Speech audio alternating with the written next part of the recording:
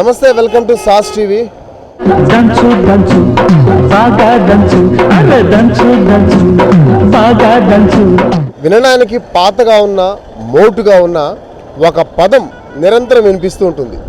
అదే old is gold.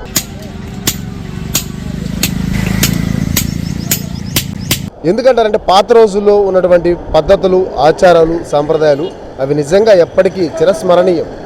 ఈరోజు మనం ఆలోచిస్తున్నాం కానీ కొన్ని హోటళ్ళలో ట్రెడిషనల్ అనే పేరుతో కుండల్లో వండుతున్నారు. సో దాని అర్థం ఏంటంటే పాత రోజులే బెస్ట్ అని.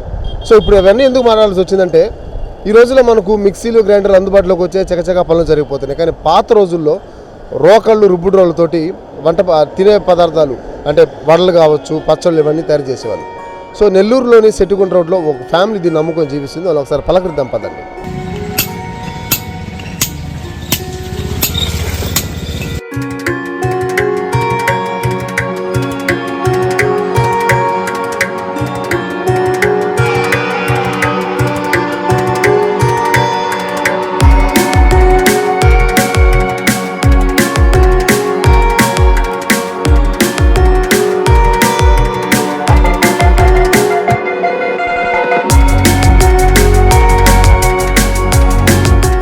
నెల్లూరులోని సెట్టిగుంట రోడ్ సమీపంలో ఈ మనకేవైతే మన పురాతనం అంటే పాత రోజు ఇప్పుడంటే మిక్సీలు, గ్రైండర్లు వచ్చేసే కానీ ఒకప్పట్లో రోళ్ళు, రుబ్బుడు రోళ్ళు ఇవే ఉండేవి అనమాట. సో వాటిలో దంచిన పచ్చళ్ళు కావచ్చు, వాటిలో చేసినటువంటి పదార్థాలు తింటే చాలా రుచిగా ఉండేవి కూడా అంటూ ఉంటారు. అయితే సెట్టిగుంట రోడ్డు ప్రాంతంలో కొన్ని సంవత్సరాలుగా ఇదే వృత్తి నమ్ముకొని ఒక కుటుంబం నివసిస్తుంది.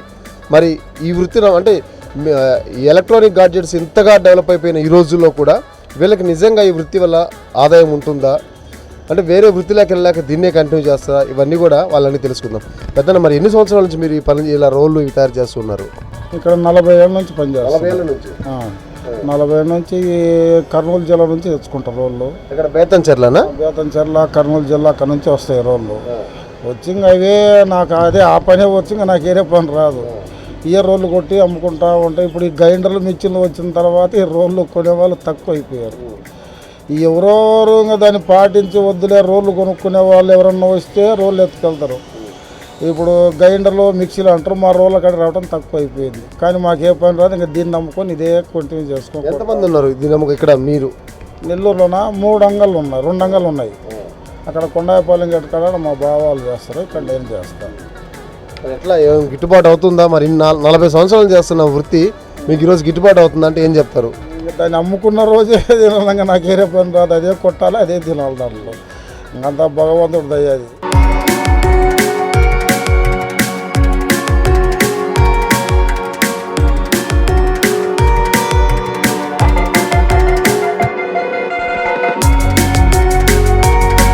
రేట్లు ఎలా ఉంటాయి పెద్దనా? ఇప్పుడు చిన్న సైజు మసాలా దంచేడు అయితే 200, 250, 150 కాడ నుంచి ఉన్నాయి, రాయిని బట్టి రేటు. పచ్చడి దంచి అయితే 350, 400 అట్లా ఉన్నాయి. మామూలుగా అంటుంటారు కదా, రోళ్ళలో దంచిన రోకలు దంచితేనే కొంచెం పచ్చళ్ళు బాగుంటాయి, నిజమేనా? ఎందుకు? ఈ రోడ్లో దంచుకుని తింటేనే ఏ జబ్బు రాదు మనిషికి. ఈ గ్రైండర్లో, మిర్చిలో ఇది రాతి పచ్చడి కదా, రాయిలో దంచుకొని తింటే బాగుంటుంది ఆరోగ్యం.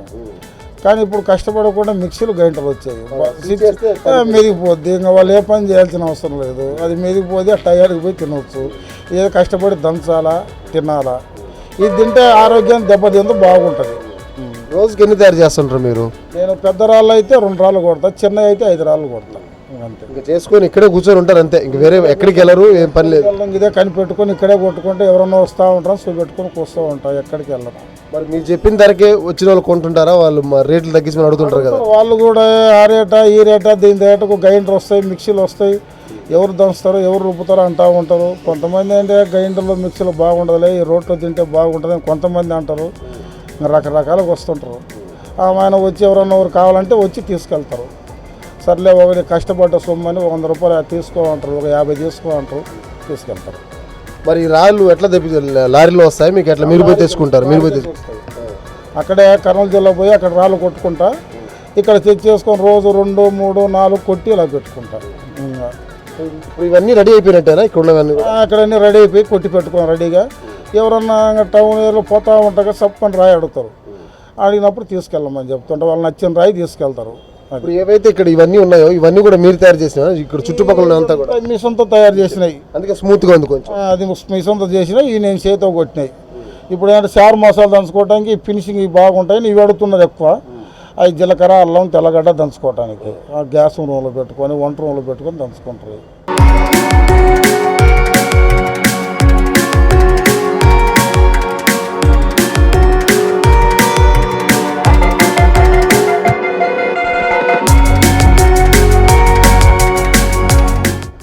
రైట్, మాకు వేరే వృత్తి తెలియదు, మేము ఈ వృత్తిని నమ్ముకున్నాం. దాదాపు 40 సంవత్సరాల నుంచి నెల్లూరులో ఈ రుబ్బు రోళ్ళు తయారు చేస్తూ జీవనం సాగిస్తున్నారు ఓ కుటుంబం.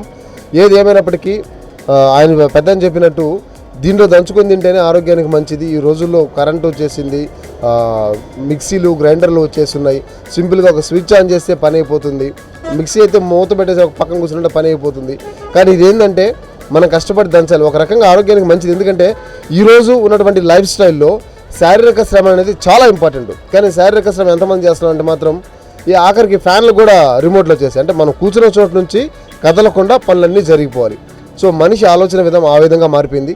కానీ ఈ రుబ్బురోళ్ళలో ఈ రోకలలో ఏంటంటే మనం దంచాలి, దంచుకొని ఇప్పటికి కూడా కొంతమంది పచ్చిమిరపకాయలు ఎర్రగడ్డ పచ్చళ్ళు పల్లెటూరులో అయితే మనకు కనిపిస్తూ ఉంటాయి. ఇట్లాంటి దాంట్లో దంచుకొని తింటుంటారు, చాలా రుచిగా కూడా ఉంటాయి.